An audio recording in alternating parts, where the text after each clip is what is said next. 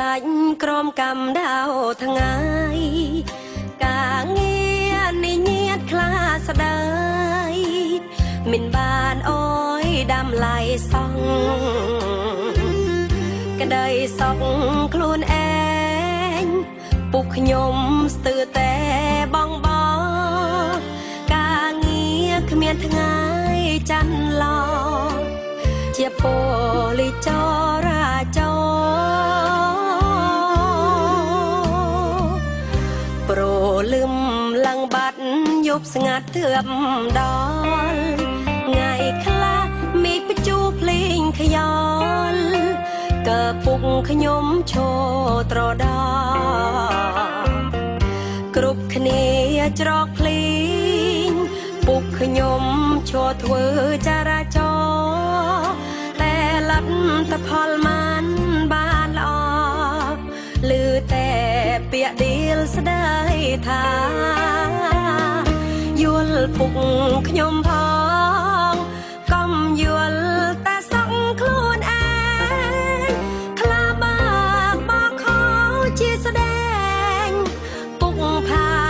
គេដេលឡាពុកគេពុកយើងឈឺទេលើគេដេលថាខ្លះជីងឡានថ្លៃអស្ចារ្យតែបើកមិនក៏រົບច្បាប់បង្ហើបបេះដូងដាក់ពុកខ្ញុំផងបើអ្នកបើកបោខចកងហេតុអ្វីខឹងពុកខ្ញុំចាប់បូលីងខ្លាខូចស្អប់ចោលពីន័យលើច្បាប់តែគ្រូសាខ្ញុំឈឺចាប់គេស្អប់ដោយទៀងពុកខ្ញុំល្អ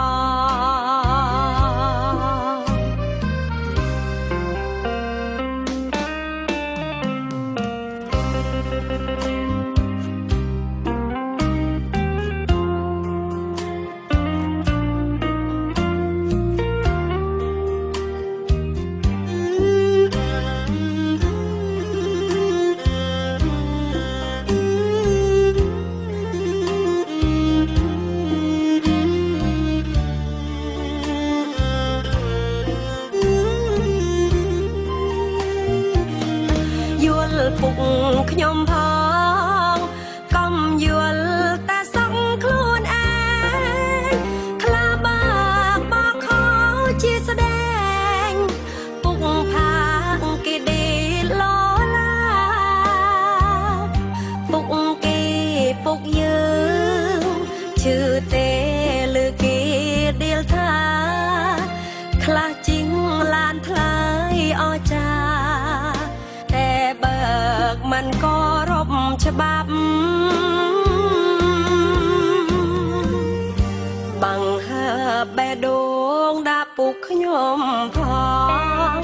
បើអ្នកបើកបោខចកងហេតុអ្វីខឹងពុកខ្ញុំចាប់បូលីងខ្លាខូចស្អប់ចោលពីន័យលើច្បាប់តែគ្រូសាខ្ញុំឈឺចាប់គេស្អប់ដោយទៀងពុកខ្ញុំល្អ